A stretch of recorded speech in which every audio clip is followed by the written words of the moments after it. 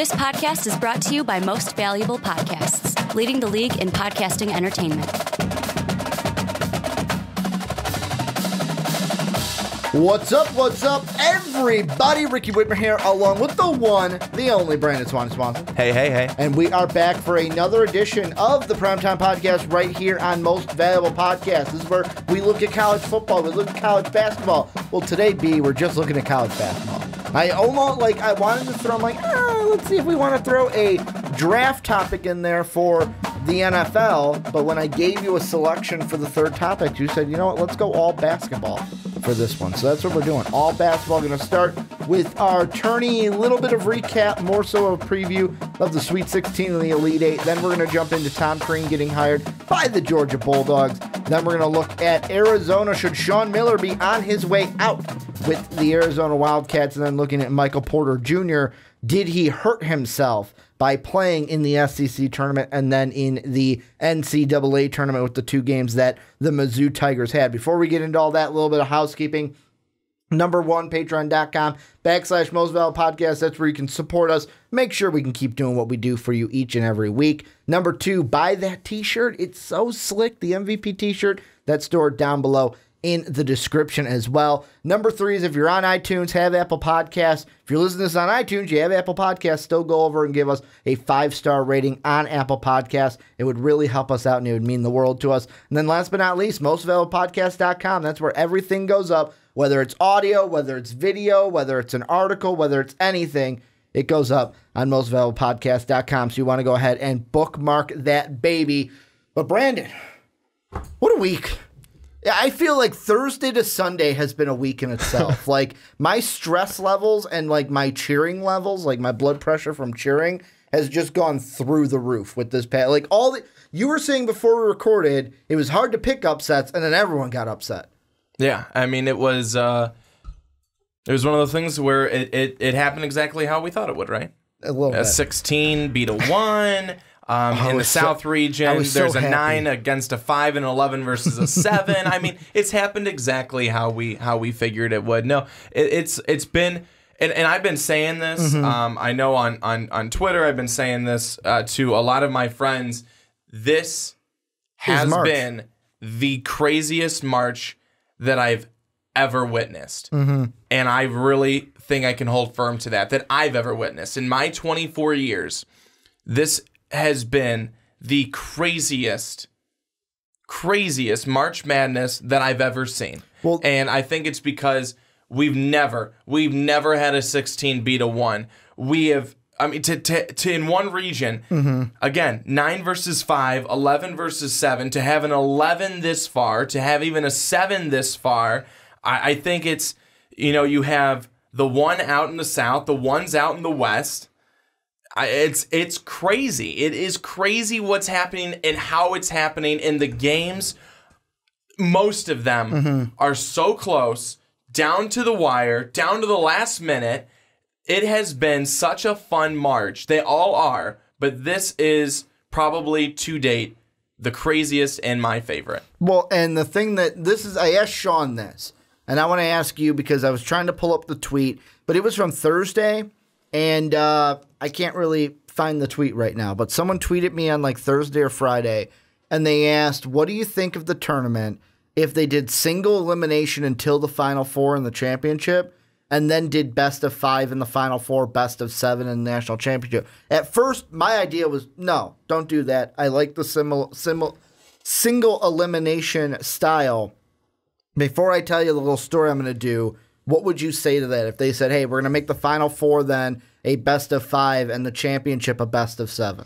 I don't like that. That's going to be they're going to be too tired. I mean, the way that it already plays out, I mean, you can see, some teams just being gassed because of the games that they've played, the games that they played before, the 2 days before that. So I think that it would take away a big part of the excitement of it. It's like, oh, they lost. Well, it's just the first game. They have a chance for a couple of more. I don't like that. The way that they have that in the NBA is just fine, but it works. But with college basketball, I think it would really take away the the excitement that we have in it of people being on the edge of their seat and knowing that a team has to show up, play well on that night, because any given night they could win or they could go down. I think it kind of takes away part of that, and that's not what we want. Well, and the reason why I ask you that, what you're saying, is I asked Sean that on Wednesday, and he's like, at first he's like, no, you know what?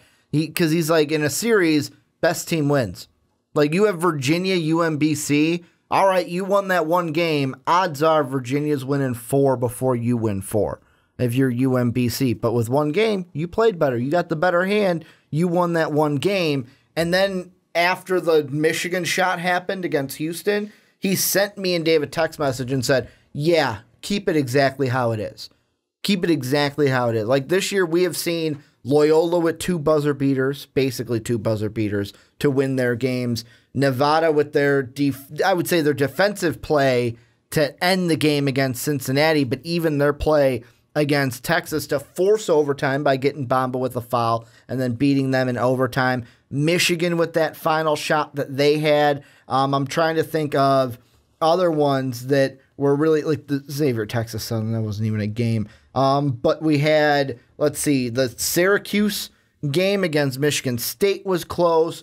This has been a fun tourney, but let's move forward. Let's do the similar thing that we did for the preview, but we're going to do it on a much smaller scale because there's not as many teams. Let's start with region by region. We'll start with the South. The Sweet 16 Elite 8 matchups. We got Kansas State, Kentucky, Loyola, Chicago versus Nevada. What are you thinking about this region heading into weekend number 2?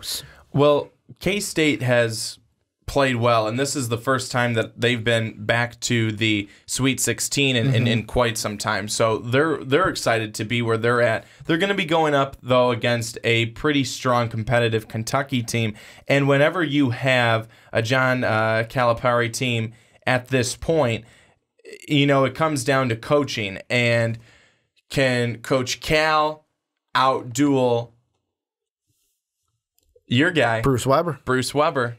Former Illini. Oh, why do you ever leave? And you were just saying that before we came on about Bill Self. This is actually the last, I'm trying to think. They were in it last year, but before that, 2014 was the last time K-State's been in the tournament, before last year. So in this one, I'd come down to, and I think what it could come down to is who's been here more often, who's more comfortable with this spot, and that's going to have to go to Coach Cal, where I would probably give the upper hand to Kentucky. In the Loyola and Nevada game, I really like Nevada in this one. I know Loyola and everyone is kind of right behind them, getting on their bandwagon. But I've slowly gotten on. I shouldn't say slowly, quickly gotten on the Nevada bandwagon after they beat Texas, which I was hoping for because I had picked them to beat Texas. But once they did that, came back 14 points against Texas to win. Then they come back 22 points down, not in the game, the second half of the game. They're down 22 points. They fight back, they come back, and they win. I'm all aboard Nevada, and the reason why I think it's going to be them is because one thing Eric Musselman said after the game was over and they talked to him about how, you know, his guys had to keep grinding and the game kept going and they kept getting more tired. He said, he said, the more we go, he said, the stronger we get. Because he said that's how we condition. That's how we condition throughout the year. I don't know if Loyola is going to be able to keep up with Nevada, and Nevada's got so many good shooters. It is going to be a very, very good game. I think Nevada's going to squeak that one out. The one thing I hate about this region is how now whenever you hear people talk about it, they always say the same thing now. Like, well, you know, UVA lost, Arizona lost. This is Kentucky's region to win, right? Like, they're going right to the Final Four. Let's bye-bye, Thundercats. Bye-bye, Loyola, Chicago, and Nevada. Vroom, vroom. Kentucky's going right to the Final Four. I don't believe that. I mean, I'm not going to be surprised if Kentucky gets to the Final Four, but I would not count and look past any of these teams. Like Coach Cal was saying on PTI before I drove over to the podcast today, Kansas State's going to give them some hard looks, especially defensively. And the one thing that I find funny, we had a discussion earlier in the year, is the Big 12 going to be like the best conference this year, basically? And you look at the teams that are still available. Kansas State's still there. West Virginia's still there. Texas Tech is still there. Kansas is still there. You've got Texas A&M is now in the SEC. You've got 4 teams still available.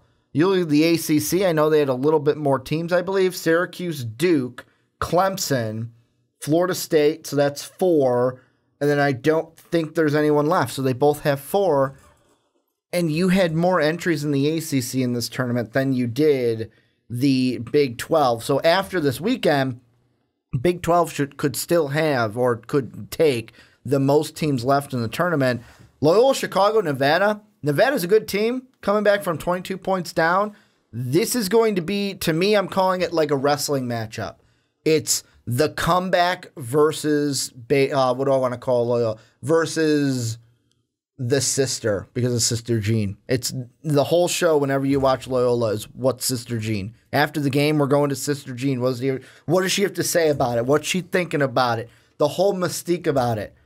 I can't get off of the Loyola Chicago train. Maybe it's because we're in Chicago and I'm just banking on the Loyola Chicago because they're technically hometown here. I can't root against them.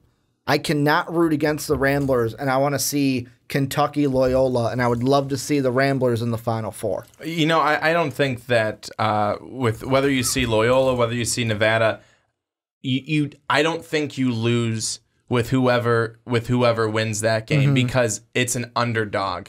It's an underdog who got to this spot, who a lot of people probably counted out. I mean, Nevada had the better seed over Texas. They were the 7, Texas was the 10.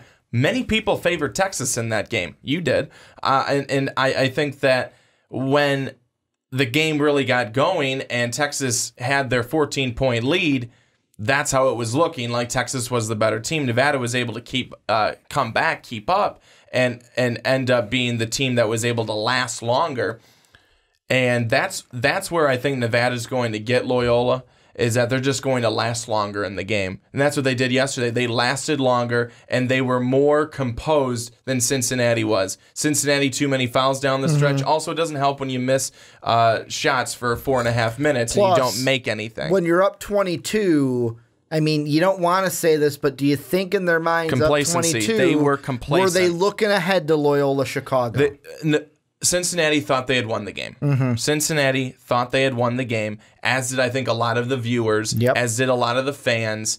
And the Wolfpack don't stop. No, they don't. And that's where Nevada's going to be very, very dangerous. Whether they beat Loyola, if they lose in this one, that's tough. Great season for them. But if they win, that's where they're going to be dangerous because they do not stop. They do not quit. However, one thing that was killing them against Cincinnati, they couldn't get rebounds. They could not get rebounds. That's what Cincinnati was really doing, and how they were getting a lot of their points. They were outboarding them. If that happens again, Nevada could be in a little bit of trouble, but they show that they can obviously fight back, but they don't really want to put themselves in that position again. Make your picks one more time for this region. I'm going to go with Kentucky, and I'm going to go with Nevada. Okay, do you have a coin on you? Do you have a coin on you? Yeah, actually, I might today. Here's what I want you to do, because I'm filling out a second chance bracket. I agree with you with Kentucky. I disagree with you with Nevada. So Nevada will be tails, Loyola will be heads. Oh, you want me to flip it? Yeah, I can't flip a coin you can't very flip well. A coin? Not well. Heads. So it's going to be Loyola Chicago is who we go with. Of course. You didn't even say who you were going with, did you? Yeah, I said Loyola Chicago. I said tails was Nevada, heads is Loyola Chicago. Of course it's. And then Kentucky, Loyola Chicago. Who are we picking? Who would you pick? Kentucky versus Loyola in the Elite Eight. Kentucky. I would like to pick Loyola, but I got to go with Kentucky. Let's move on to the West, though. I'm going to keep this coin in case we need it again, in case we disagree, because we're not going to be like Kenny and Charles. We're going to flip a coin to get one. We're not just going to put a question mark. What about the West, though? We've got number 9 Florida State against the 4th-ranked Gonzaga Bulldogs. Then we got my national champion. I'm just going to pencil them through so my bracket stays the same. Number 3 Michigan going up against number 7 Texas A&M. I want to actually start with the Texas A&M Michigan matchup. The buzzer beater versus the complete dominance of the defending champion. That's what we have in this game.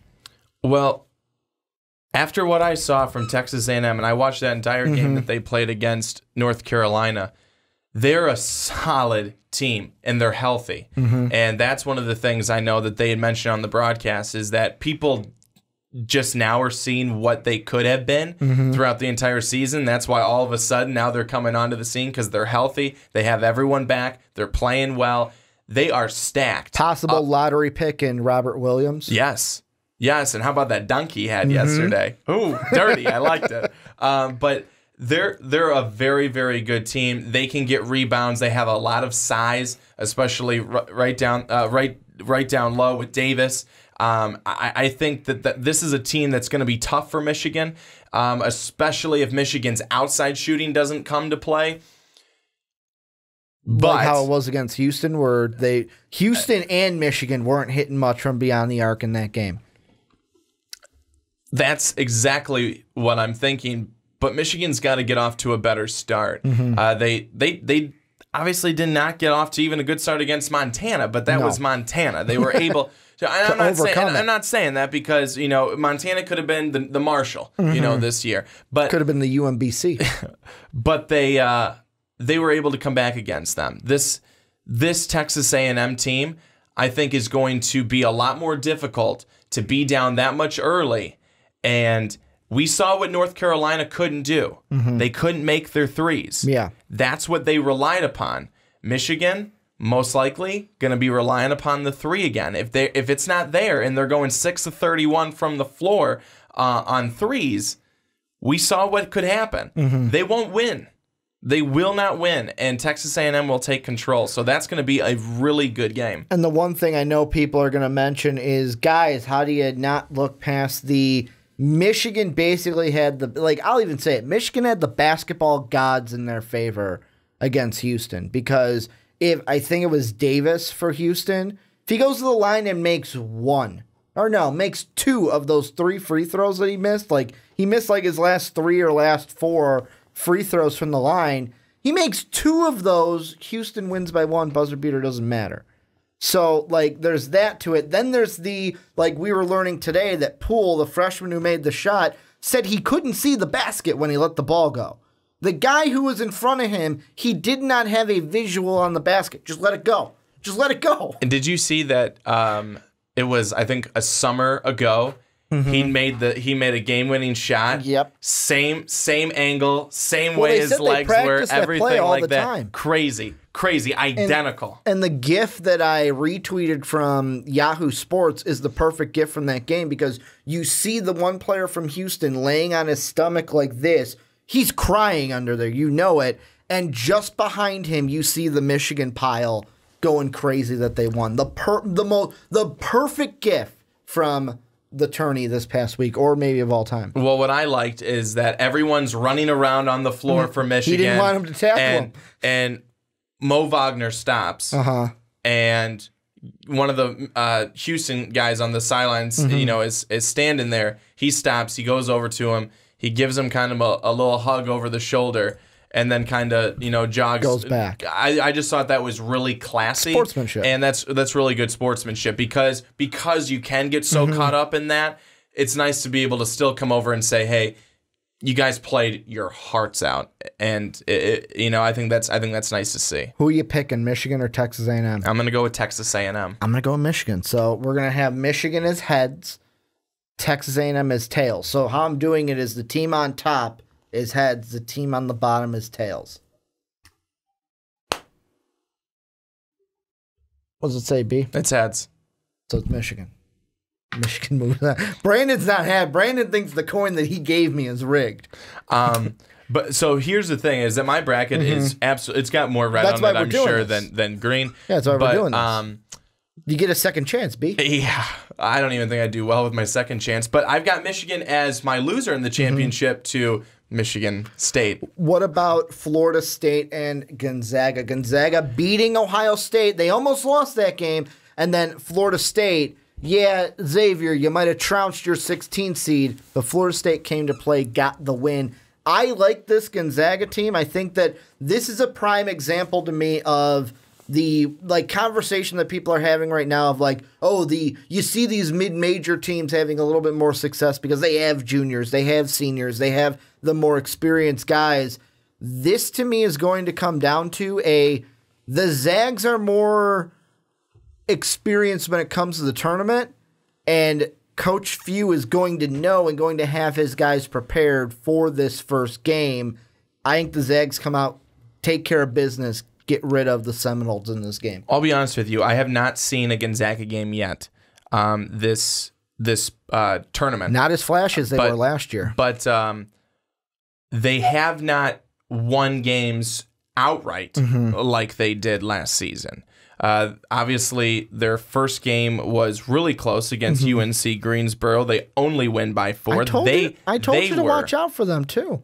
I said watch out for them, although I said the Zags would win. They were on upset alert for a little bit. And then even the game against Ohio State was a close one. Ohio State, no slouch. And they were coming back, too. I think that that's really positive for the Big Ten. They don't get as many teams in as they would have liked to, but the teams they got in, outside of Michigan State losing yesterday to Syracuse, which was unfortunate, and they probably should not have, but the Big Ten has actually had a pretty good showing. I think they're now 4-2 over. They were 4-1 after the Ohio State. I thought they were 6-1. They were 6-1. So now they're 6-2 after Michigan State. 6-2. I do believe. Because Michigan State would be the second one, but we've got Michigan. The Wolverines are still in it. Purdue is still in it as well. They're the only Big Ten teams left in the tournament. So Gonzaga, what I would say is that they're obviously still good. They've gotten to this point. But Florida State, what I liked from them last night is they're obviously a team that they're not going to quit, and they just beat one of the number 1 seeds, one of the weak number 1 seeds in my mind. I said the weakest. But I would say Kentucky would be right next. Right, that makes no sense. Right after that would be next after that. So Florida State's going to get Kansas. Are you talking about 1 seeds, right? Excuse me, Kansas. Excuse me, not I was like, Kentucky. Kentucky's Kansas. Excuse me, Kansas. Kansas would be the next weakest one. But people would argue and say, no, that's Virginia because they're gone. But Florida State, they looked good. They made clutch shots when they needed to. They hung in there. They did a really good job of, I think, being really aware of who had fouls, who couldn't foul, who needed to have the ball taken to them on the other side for Xavier and get them in foul trouble. This is going to be a good game, and I think that after all said and done, I do think Gonzaga is going to squeak it out. Who do you got winning? Florida State. I said the Zags. Who are you going with? FSU or the Zags? I'm going to go Gonzaga. Okay, so we've got our Elite Eight for it. Who are you picking, though? The Zags against Michigan. And what do you think about that potential matchup? If it's Gonzaga and Michigan, I'm going to go with Michigan. Okay, me too. I think that Michigan can outshoot Gonzaga. However, if Gonzaga is able to control points in the paint, that could give Michigan a little bit of trouble because Michigan's more of that perimeter team. That's where they've thrived this season. So, again, I want to go back to what we literally saw yesterday or when this video comes out on this past Sunday. Because we're recording this on Monday. Against North Carolina. Great team. But if you go 6 of 31 from 3, you're going to lose. Kind of like how Michigan went against Houston. They were like 6 of 20-something from 3. Like, I was listening on the radio coming home on Saturday, and they said something like, oh, combined, these teams are 12 of like 50-something from 3. And I'm like, what the hell is going on here? And then I watched the entire second half, and I'm like, wow, this team's not shooting well, but the one shot they needed went in. So we have a Kentucky-Michigan Final Four. We'll look at that a little bit at the end when we give just that pick. We won't preview those games. But let's move on into the Midwest. We'll do the U. I know we did the kind of like N in our preview when we did the full podcast last week. But let's do the U. We'll move over to the Midwest.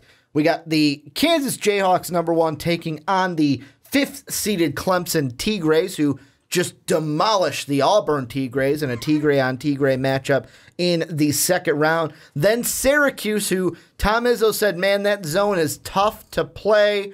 They beat Michigan State. They get Duke. And I want to ask you this, Brandon. Do we have any shot of seeing either Clemson or Syracuse in the Elite Eight, or is this a region where it's like, you know what, just book it?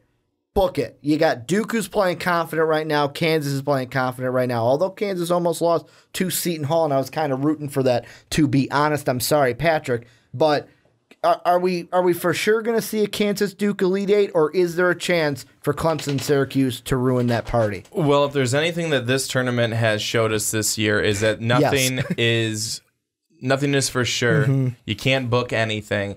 I think that a lot of people would look at this and see Kansas and Duke and go, well, that's automatic. Mm-hmm. But I know that Michigan State has not just on Sunday, but in the past, struggled against Syracuse's defense. But Duke is a team that has seen Syracuse, that knows Syracuse. It is an ACC matchup. And some people would say, oh, well, that's good for Duke. It's also good for Syracuse because this is a matchup. These teams have beat each other. Syracuse has won. Duke has won. They've both lost. I think that it's one of those where, as we've called games before, Ricky, the team knows what's going to happen. Exactly. Duke knows what Syracuse is going to do. They know how the zone goes. They know how long those guys are in the zone, and they know what they have to do to beat it. Their biggest thing is, can they execute? Will Grayson Allen be on with his shooting? Is Bagley going to be on and be a big threat? Is everyone else around the ball for Duke going to be able to make plays? If that happens, if they execute to perfection or close to it, they'll beat Syracuse. But if Syracuse is able to take guys away, I mean, Jaren Jackson did literally nothing for Michigan State. He could have been off the floor the entire time. It wouldn't have made any difference. Michigan State also could not make their shots. The open shots that they had. If they would have won the game. I'm going to say that Duke has the upper hand here because Duke will make their shots.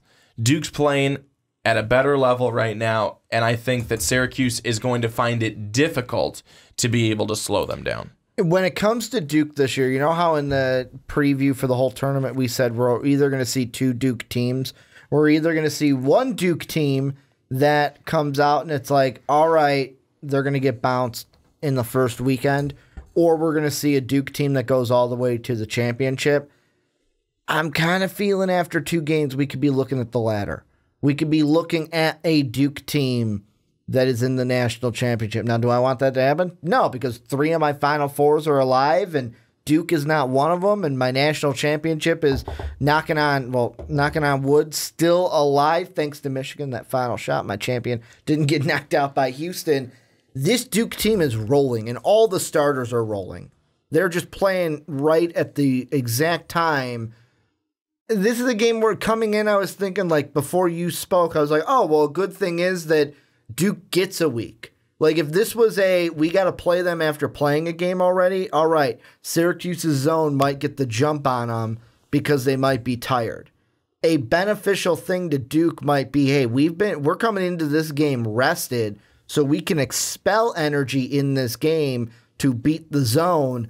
And with Syracuse, I wonder if they're going to have the firepower to keep pace with the Duke Blue Devils right now. Because Duke's averaging, like 80-some points per game and then only allowing 60-some points on the defensive end. Like, that is unheard of, that you see a team win by 20 points consistently in the tournament. And this Duke team, I'm going to be honest, I'm picking them to win this game. I'm picking them to continue going, and I wouldn't be surprised. Wouldn't be surprised if they cut down the nets. However, I wouldn't want to see it. Give me your pick, though. Are you going Syracuse? Are you going Duke in the Sweet 16 matchup? I'm going to go with Duke. Yeah, I'm going to go with Duke as well. That was an easy one. How about Kansas and Clemson? Is this where the dance ends for the Jayhawks? You know, I'd like to say yeah. I really would. I know I sound like a complete a-hole, but gotta say sorry to Patrick. Sorry, Patrick. I'm not sorry though. I'm really not. It's nothing against you, but sorry. It's leave it to Demi. No, Clemson has been good to this point. They played well against New Mexico State. I actually had Clemson out in round 1 right away. A lot of people did. A lot of people were buying the New Mexico State hype. They were buying it. Yeah, I bought it. I did not. I stayed with that Auburn-Clemson matchup, and then I bought the Auburn hype, which was not good. Which was not good at all because Clemson completely rolled Auburn in that second game. Yeah, Clemson won pretty pretty handily even against New Mexico State. They won by 11 in that matchup. And then, the game last night was just stupid. I mean, Auburn was awful. They were terrible. They were not actually very good against Charleston either. But I think how Auburn had looked in their tournament, how they got bounced by Alabama, that did not spell good things for Auburn in this tournament. But Clemson, you have to give them credit because of how they've played so far. You also have to give them credit coming from the ACC because they're playing against really good teams. They play against North Carolina, Duke, Virginia, all these teams, and they split with North Carolina. I want to say they split with Duke. Could be wrong there. But they're playing against really some of the cream of the crop teams, not only in this tournament, but in the country in general. And then you have Kansas. Kansas, a really good team coming from the Big 12. They won the Big 12 yet again. They went up against some really good competition this year. This is going to be, I think, a pretty good matchup. But because of experience in this spot, I'm going to have to give it to Kansas and their group of core players. The one thing I find humorous about this region is if Clemson wins, they're the only one that has to win for this to work. If they win, then we get an ACC Elite Eight matchup in the Midwest. Because then it wouldn't matter who Duke or Syracuse wins because either way we're going to get ACC. I'm going to go with Kansas as well. Part of me wants to go with the hot streak of, hey, you know what, let's go with Clemson. But I'm going with Kansas only because I picked them to go to my championship. And the reason why I did that when I picked my bracket is with Kansas this year, and I know they almost lost to Seton Hall, where Seton Hall didn't miss they were down, 11 points, 12 points with 1:10 to go. And we're sitting out to dinner, Dave, Sean, and I, after recording the fast break, and Sean goes, "It's over." And I'm like, don't be so fast to say. Anything can happen. Although in my mind, I'm like, yeah, it's probably over. Kansas is going to win. And they didn't miss a shot in that last minute and 10 seconds. And they almost won that game. And one of the things that just pulls at your heartstrings, watching the Seton Hall coach be asked about his seniors and then say, I'm not going to talk about that because if I do, I'm going to cry. And seeing him fight back tears just by saying that, I'm going to pick Kansas mainly because I'm going to go back to the Jay Williams thing of I did the same thing that I'm trying to think Seth Greenberg did in the Big 12 tournament. Kansas or the field. I went with the field. I was wrong. And I went into this tournament saying I'm not going to bet against Kansas until they played Michigan. And that's when I bet against them. What are you going to do if Kansas meets Duke in the Elite Eight, though? Who wins that game? I'm going to go with Duke. I think that Duke has more firepower. I think that they have more stars on their team. Kansas has I gotta get the coin ready. Kansas has I think a really good core group with Devontae Graham, with Svi Mikhailuk, with Azubuike, and all of them. They've played well, but I just think that Duke at their best is better. You know the game. Kansas is the head because they're on top. Duke is the tail because they are on the bottom. Ooh, thought I wasn't going to catch that one. Lost it in the light. It's tails, our first tails. Duke moves on. So Brandon's like, yay, one of mine finally gets to move on to the next round. Not that I win either way. Yeah. I mean, I don't want either of them there, really. But how about the East, though? Villanova, West Virginia, Texas Tech, and Purdue. The big question is, for me, Purdue, because, yes, they beat Butler, but is Isaac Haas going to be able to play for the rest of this tourney? I know you get some games off now before Texas Tech. Could this be a game, Texas Tech and Purdue, where the Boilermakers get bounced and the Red Raiders, who are playing hot right now, move on to the Elite Eight? I don't know about that because even yesterday, it was one of those games where Purdue, where a lot of people thought, okay, no Isaac Haas, things are going to be really difficult for Purdue. Well, I think that they felt it, but they played pretty well. Carson Edwards didn't play well. He didn't have a great game.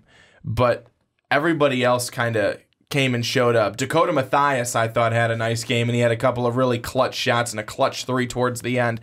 But you know who I thought played really, really well, and not because he had a ton of points, But Matt Harms, he was called upon to do a whole lot. This is a guy that usually comes off the bench, 7'3" guy, little kind of big, and he's called upon to be a starter. And as they talked about yesterday, energy that you get as a starter is different than energy that you get off the bench, and how you can add that to a game. So the fact that he was called upon to have 20, 30 minutes yesterday in a starting role, he did a really nice job. And I think that if he can continue to do what he did, plus a little bit more, and if Carson Edwards comes and plays well, if Vincent Edwards plays well, I think that you throw in Dakota Mathias as well, Purdue's going to be a really tough team to play, and that's all without Isaac Haas.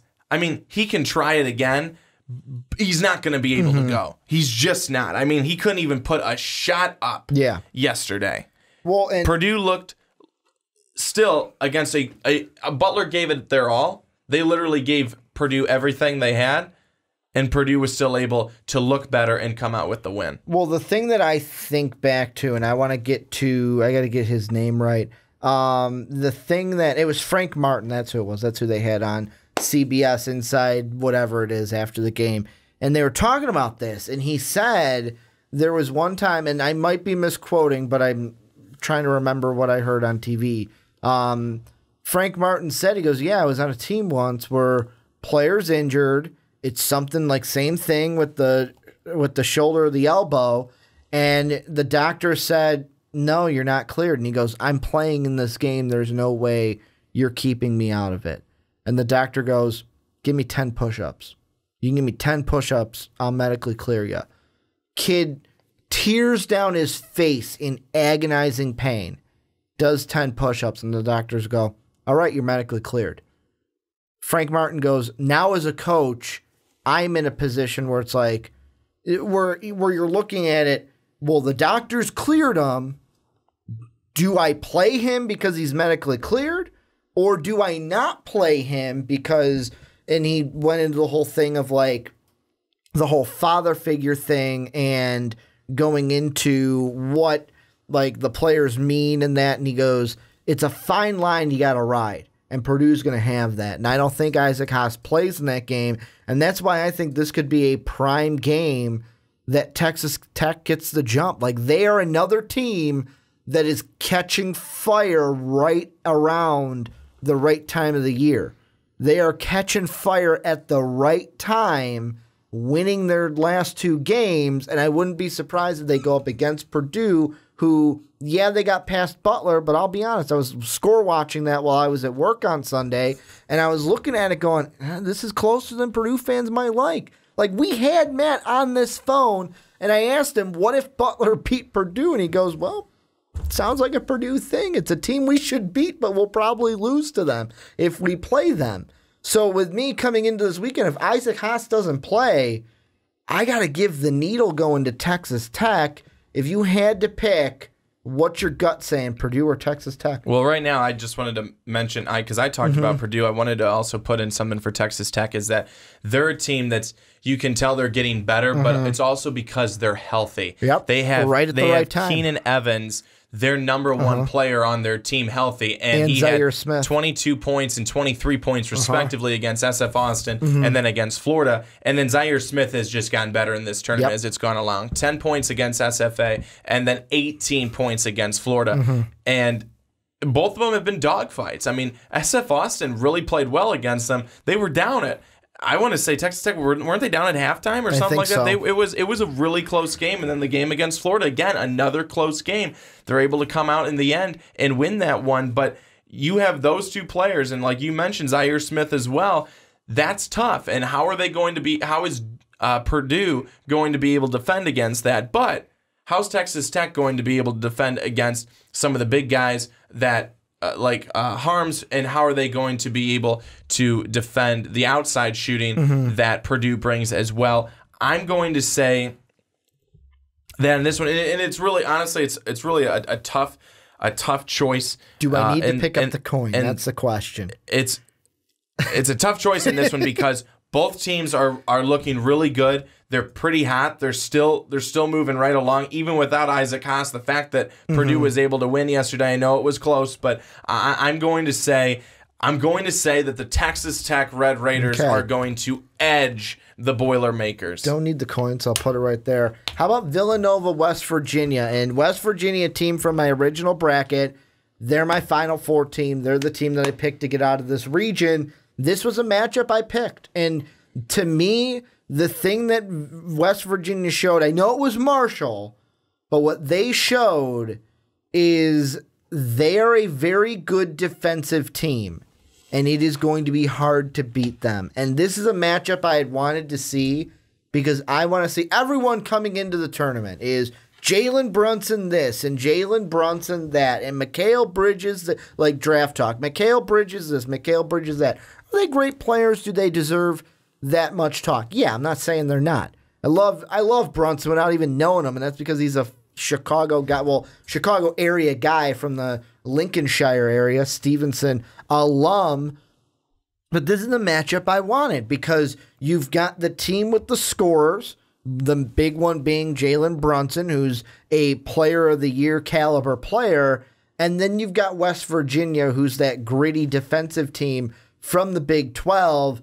This is going to be the game I am most excited to watch, and I think it could end up in an upset with West Virginia moving on to play Texas Tech in a Big 12 Elite Eight matchup. I think it's going to be really hard for West Virginia to win this game, and I think it's going to be difficult because, yes, you have a good defense, but how good is your good defense against the number one offense in the country? It's going to be put to the test, and it's going to be really hard. And I'm not saying that they can't do it, but I think, too, and I'm not saying anything about West Virginia not being able to score either, but everyone was talking, I think, coming into the tournament about, wow, look at Virginia. Look at Virginia's defense. Man, they're good. They've got good defense. They've got great defense. They're going to win a lot of games because of their defense.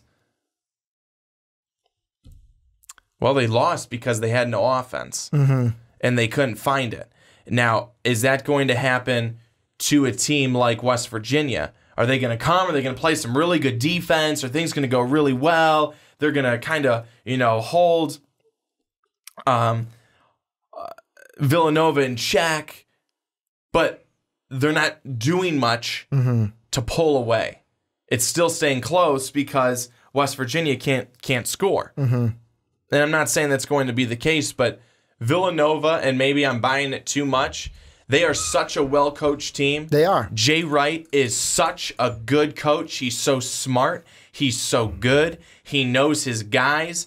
He puts it in the hands of his guys, and he is completely confident with what they're going to do. They respect each other. Jalen Brunson is he's a class act kid out there. Mikal Bridges, I know I'm just kind of renaming and talking about the guys again that you talked about, but they're the main guys. DiVincenzo, again, he's another one out there. You add him into the mix. Villanova's not losing. Villanova's not losing this game. They're too good. So I guess we're flipping a coin here. Heads is Villanova because you're gonna pick Villanova. I gotta stick with my guns. I don't know why we're flipping a coin to put someone ahead to the next round when one of us doesn't want them to go. Well, it's because we need a tiebreaker. If we had a third person, like if Sean was just sitting here being our tiebreaker, that would be what we want. But Sean's not here, so I'm gonna flip the. That was a bad flip. I'm gonna do it again. It would have been heads, by the way. So you want so heads is Villanova because they're on top. Okay. Tails is West Virginia, and it's tails. I'll do one more. No, you can go ahead. If this is heads, I'll do a third one. It's tails.